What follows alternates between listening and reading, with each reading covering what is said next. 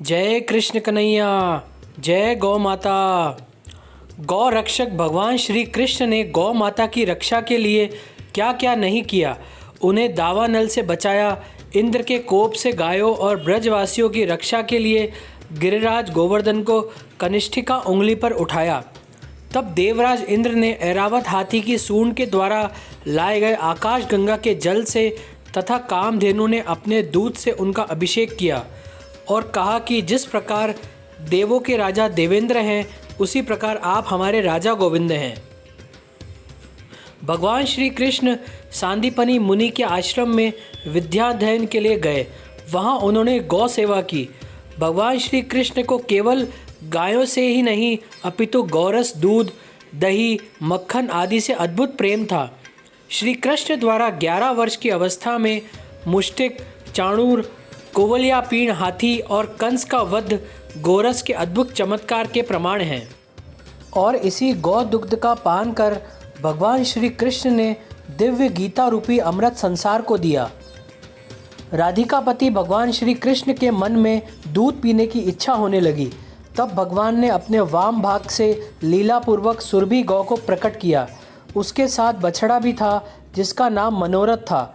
उस सेवात्सा गौ को सामने देख श्री कृष्ण के पार्षद सुदामा ने एक रत्न पात्र में उसका दूध दूहा और उस सुरभि से दोहे गए स्वादिष्ट दूध को स्वयं भगवान श्री कृष्ण ने पिया।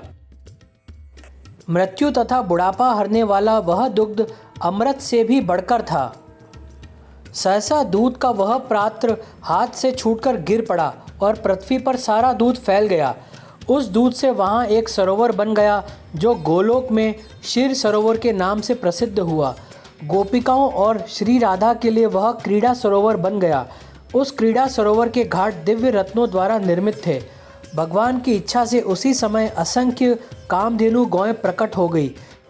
जितनी वे गौएं थी उतने ही बछड़े भी उस सुरभि गौ के रामकूप से निकल आए।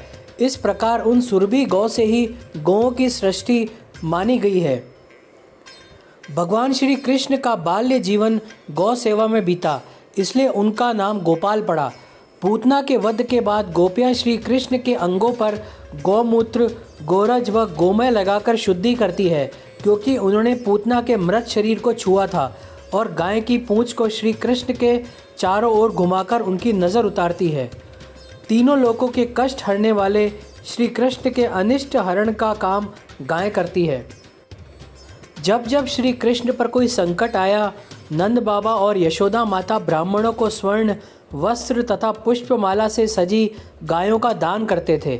यह है गौ माता की महिमा और श्री कृष्ण के जीवन में उनका महत्व।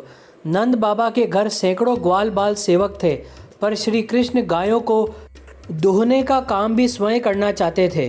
कन्हैया ने आज माता से गाय चराने के लिए जाने की जिद की और कहने लगे कि भूख लगने पर वे वन में तरह तरह के फलों के वृक्षों से फल तोड़कर खा लेंगे।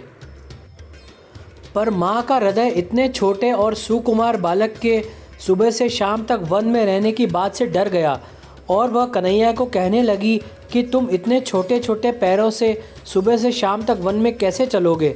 लौटते समय तुम्हें रात हो जाएगी। तुम्हारा कमल के समान सुकुमार शरीर कड़ी धूप में कुम्हला जाएगा। परंतु कन्हैया के पास तो माँ के हर सवाल का जवाब है। वह माँ की सौगंध खाकर कहते हैं कि न तो मुझे धूप लगती है और न ही भूख। और वह माँ का कहना न मानकर गौचारण की अपनी हट पर अड़े रहे। मोर मुकुटी, वनमाली, पीताम्बरधारी श्री कृष्ण यमुना में अपने हाथों से मल मल कर गायों को स्नान कराते।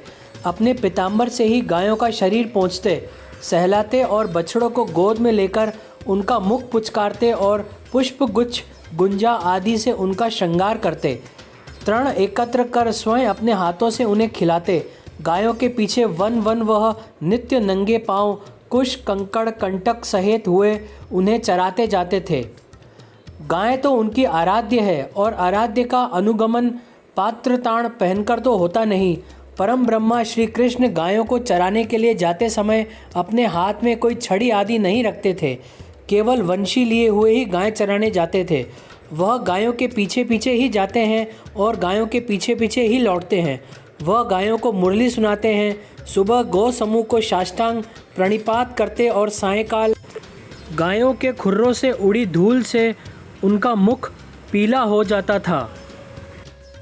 इस अद्भुत दृश्य को देखने के लिए देवी देवता अपने लोकों को छोड़कर ब्रिज में चले आते और आश्चर्यचकित रह जाते कि जो परम ब्रह्मा श्री कृष्ण बड़े बड़े योगियों के समाधि लगाने पर भी ध्यान में नहीं आते, वे ही श्री कृष्ण गायों के पीछे पीछे नंगे पांव वनों में हाथ में वंशी लिए घूम रहे हैं। मोहन गायें चराकर आ रहे हैं। उनके मस्तक पर नारंगी पगड़ी है जिस पर मयूर पिच का मुकुट लगा है। मुख पर काली काली अलकें बिखरी हुई है जिनमें चंपा की कलियां सजाई गई है। गौप बालकों की मंडली के बीच मेघ के समान श्याम श्री कृष्ण रसमयी वंशी बजाते हुए चल रहे हैं और सखा मंडली उनकी गुणावली गाती चल रही है। गेरू आदि से चित्रित सुंदर नट के समान भैंस में ये नवल किशोर मस्त चलते हुए आ रहे हैं। चलते समय उनकी कमर में करदनी के किंकड़ी और चरणों के नुपुरों के साथ गायों के गले में बंधी घंटियों की मधुर ध्वनि सब मिलकर कानों में मानो अमृत घोल रहे हों। जय श्री कृष्णा, जय गाय माता।